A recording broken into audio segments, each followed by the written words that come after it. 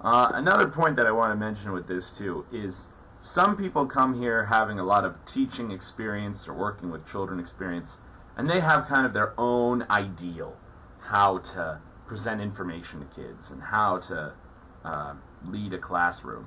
And I'll admit, I think I was in this category. I was fresh out of teacher college. They always just cheered me on and said, make it fun for the kids. The greatest goal is just keeping them in the class and keeping them engaged. So I kind of always turned my classes into this big song and dance. It worked pretty well for American schools, but the Korean culture here, like, the kids will have your attention. Like, entertaining them is good, like the kids like that, but that's not the first priority. The first priority here is just cramming information into their heads. And if you did that in America, you'd get a lot of resistance. Kids, they wouldn't pay attention, they'd goof off consistently. But, in Korea, for the most part, teachers are still allowed to beat their kids. Parents beat their kids, too. So these kids are taught with brutal discipline. That's why you pay attention. Like, learning is not supposed to be fun. They've never made that connection in this culture yet. I've definitely gotten a lot of praise for my teaching style because the Korean kids really enjoy it. They much prefer having a game than getting beaten with a stick. But sometimes I actually have gotten resistance from my supervisors. They're saying, Corey, you're playing too many games and students aren't learning enough. I have altered my teaching style through my time over here to better fit the Korean model. I'm not playing games anymore. I used to do that, like 30 minutes every day. But when you've got a 3-hour class, kids want to have some fun. And then also, parents pay for it. Well, anyway, I could make my argument, but the point is I have changed to better fit what my company expects of me. So yeah, don't come here thinking, oh, I can do it my way, because, well, you can't. Another kind of person who shouldn't really come here is someone who has big personal issues at home. Like, I knew a girl who came over here, and, her dad was sick. I don't even think he was sick with cancer. I think it was just like, I don't know, pneumonia, or just, it was probably a serious sickness, but it wasn't life-threatening. Well, anyway, she said, oh, I have to go home. My father's sick. So she quit her contract, went home, totally kind of screwed everybody. So yeah, if you're one of these people who has this really hard connection with your family, like you couldn't stand it if your sister had her high school graduation and you had to be there. Look, I would love to be there for my sister's college graduation.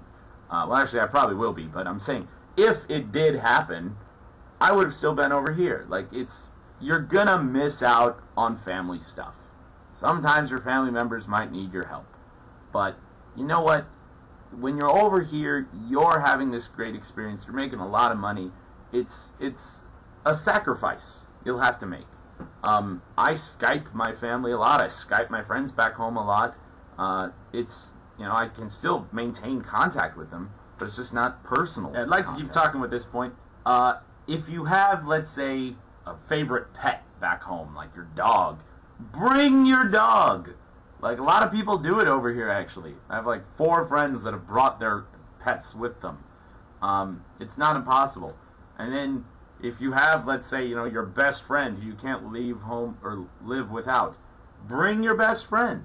If you have some girlfriend, bring your girlfriend. If you are one of these people with these super strong family connections, try to find a way to make it work out. My mother's visited me here, my sister's visited me here. You're on the other side of the world, but you can still be involved with these people. Either encourage them to visit you or bring them along. And the last one that I also have to mention is, while you're over here, there's going to be a lot of time where you're just kicking it alone in your apartment. For some reason, I've noticed that a lot of the foreign girls over here, females from other countries, they always tend to form these cliques, and they hang out together 24 hours a day, like have sleepovers and stuff. I don't know. That's pretty wild to me. But I manage fine with video games, TV shows, movies. Yeah, I've watched so many movies over here, so many TV shows, whole series. And, I think that's fine. Quite honestly, it's what I would do in America anyway. I'm not this... I think I am a very sociable person. I think I have a lot of friends.